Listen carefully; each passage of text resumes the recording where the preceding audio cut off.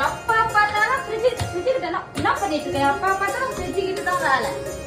Voice வந்து சின்ன குழந்தை வாய்ஸ் வச்சுக்கிறேன் விடு. எப்படி ஃப்ரிட்ஜ் கிட்ட வா எது சும்மா ஃப்ரிட்ஜ் கிட்ட போற? வாண்ணே எது ஃப்ரிட்ஜ் கிட்ட போற? சொல்லு என்ன வேணும் உனக்கு? என்ன வேணும்? எனக்கு ஏசி வேணும்னு சொல்லிட்டாங்க. ஐயோ ரொம்ப பாவமாக போச்சு. உங்க அப்பா கிட்ட கேட்கறேன் இரு. ஏங்க நம்ம குழந்தை ஏன் தெரியுமா ஃப்ரிட்ஜ் கிட்ட போயிட்டே இருக்கிறா? ஏன்னா அவளுக்கு ஏசி வேணுமா. இந்த வெயிலுக்கு கூலிங் இல்ல, எனக்கு ஃப்ரிட்ஜ் கிட்டே இருந்துக்கிறேன்னு சொல்லிட்டு தான் அவ இத்தனை நாள் இருந்திருக்க. நம்ம தெரியாம அவளை இத்தனை வாட்டி அடிச்சிருக்கோம். கிளம்புமா? ஓகேவா?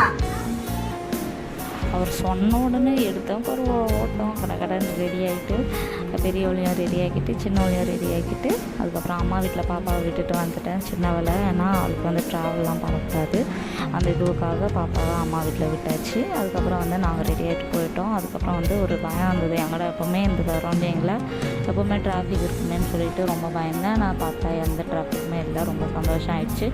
ஏன்னா பாப்பா விட்டு வந்திருக்கல, அதனால் சீக்கிரமாக வீட்டுக்கு போகணுன்னு சொல்லிட்டு அதுக்கப்புறம் வந்து கடையில் வந்து பார்க்கலான்னு சொல்லிட்டு ஈகிளுக்கு போகலாங்க அப்படின்னு சொல்லிட்டு சொன்னேன். இல்லை வா இன்னொரு இடத்துக்கு கூப்பிட்டு போகிறான்னு சொல்லிட்டு டிஜிட்டல் அண்ட் எலக்ட்ரிக்ஸ்ன்னு சொல்லிட்டு அங்கே கூப்பிட்டு போனார். அங்கே வந்து ஏன்னா அவர் புதுசாக கடை திறந்துருக்காங்க, இங்கே வந்து பார்க்கலாம் வா அப்படின்னு சொல்லிட்டு சொன்னார். சரி புது இடம் ஆச்சு, புதுசாக ஏதாச்சும் வாங்குற மாதிரியும் இருக்குது, ஏசி வாங்கலாம் அப்படின்னு சொல்லிட்டு ஒரு ஐடியாக்காக போனோம்.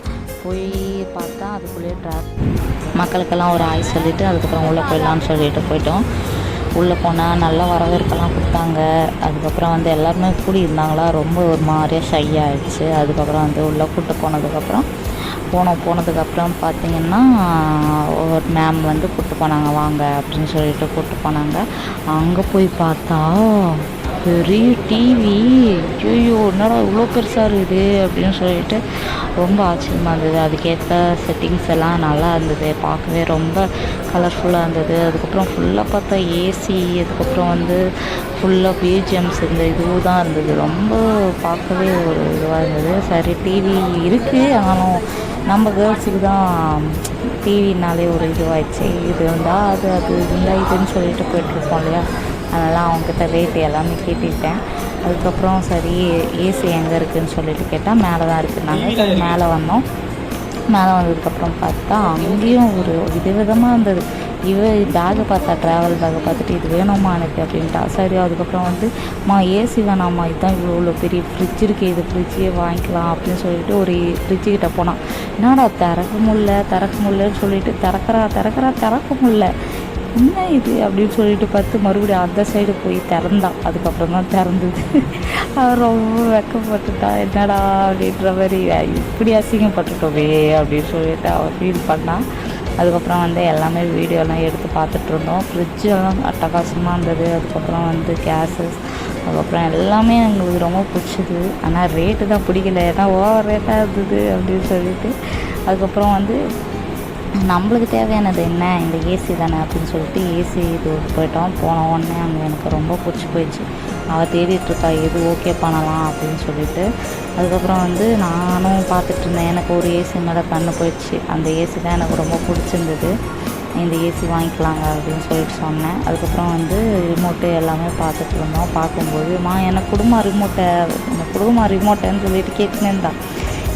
என்ன ரிமோட்டு தெரியுமா அப்படின்னா, இது என்னது டிவி ரிமோட்டு தானே அப்படின்ட்டா. ஒரே அசிங்கமாக போச்சு. ஐயோ டிவி ரிமோட் இல்லை இது, கம்முன்னு அவங்க உடச்சதுனா அதுக்கு ஒரு பே பண்ணணும் அப்படின்னு சொல்லிட்டு சொன்னிருந்தேன். அதுக்கப்புறம் எல்லாமே பார்த்தோம், ரொம்ப பிடிச்சிருந்தது. ஆனால் எனக்கு ஒரே ஒரு ஏசி மேலே தான் கண்ணாக இருந்தது. அதுக்கப்புறம் வந்து அதையே வாங்கலாம்னு சொல்லிட்டு எடுத்துட்டோம். முடிவெடுத்ததுக்கப்புறம் நான் ஒரு வாட்டி பார்க்குறேன் அப்படின்னு சொல்லிட்டு எங்கள் வீட்டுக்காரர் வந்துட்டு இந்த ஏசியாவை சொல்கிறேன் அப்படின்னு சொல்லிட்டு சொன்னார். அம்மாவுக்கு இது பிடிச்சிருக்கான் அப்படின்னா எனக்கு அது பிடிச்சிருக்குன்னு சொல்லிட்டு என் பெரிய பொண்ணு இதுதான் பிடிச்சிருக்கு அப்படின்னு சொல்லிட்டு 2 பேரும் சண்டை போட்டுருந்தாங்க. அதுக்கப்புறம் வந்து சரி ஏதோ ஒன்று வாங்கிடலாம் அப்படின்னு சொல்லிட்டு நினச்சிட்ருந்தோம். அதுக்கப்புறம் வந்து அவங்க வந்து அவங்கள கேட்கலாம் அப்படின்னு சொல்லிட்டு ஒரு ஐடியா. 2 பேருக்கும் சண்டை மட்டும் நிற்கலை. அதுக்கப்புறம் வந்து அவங்க வந்து எல்லாமே சொல்லிகிட்டு இருந்தாங்க, இதோட பெனிஃபிட்ஸ் எல்லாமே சொல்லிகிட்டு இருந்தாங்க, அதெல்லாம் கேட்டுட்ருந்தோம். அதுக்கப்புறம் வந்து என்னென்ன ரூல்ஸு, எப்படி அமௌண்ட்டு, அது இதெல்லாம் பார்த்துட்டு எல்லாமே பேசி என்னென்ன இது செக்கெல்லாம் பண்ணால் ரொம்ப சூப்பராக இருந்தது ஏசி. அந்த ஏசி எனக்கு ரொம்ப பிடிச்சிருந்தது. குழந்தைங்களுக்கு யூஸ் பண்ணுற ஏசியும் அது.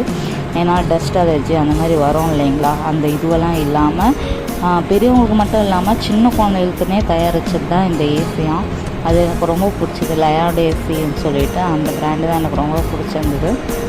அதுக்கப்புறம் வந்து அந்த இது பார்த்துட்டு சரின்னு சொல்லிவிட்டு ஓகே பண்ணியாச்சு. ஓகே பண்ணதுக்கப்புறம் வந்து விடவே இல்லை, இல்லைம்மா வாம்மா ஏதோ ஒன்று ஏசி மட்டும் இல்லை, அப்பாவுக்கு 2 காசு வைக்கணும், பெரிய அமௌண்ட்டாக வச்சிடணும் வா அப்படின்னு சொல்லிட்டு என்னை மறுபடியும் கூப்பிட்டு போய் பார்த்தா ரொம்ப அதுக்குள்ளேயே எங்கள் வீட்டுக்காரு ஃபார்மாலிட்டிஸ்லாம் முடிச்சுட்டு அமௌண்ட்டெல்லாம் கட்டிட்டாரு. அதோட ஃபார்மாலிட்டிஸ் எல்லாம் பார்த்துட்டு இருந்தாங்க. நாங்கள் போயிட்டு சரி அதுக்குள்ளே ஃப்ரிட்ஜு பார்த்துடலாம் ஒன்று அப்படின்னு சொல்லிட்டு ஐடியா பண்ணியிருந்தோம். போயிட்டு ஃப்ரிட்ஜோட அமௌண்ட்டை பார்த்தா 2 லட்சம் கிட்ட வருது. ஐயோ என்னடா அப்படின்னு சொல்லிட்டு மறுபடியும் ரிட்டன் அப்படியே திரும்பிட்டோம். அதுக்கப்புறம் வந்து சரி வாங்கினது 2 days ஆகும்னு சொல்லிட்டாங்க. அதுக்கப்புறம் வந்து நெக்ஸ்ட் வீடியோ அன்பாக்ஸ் வீடியோ பார்க்கலாம்.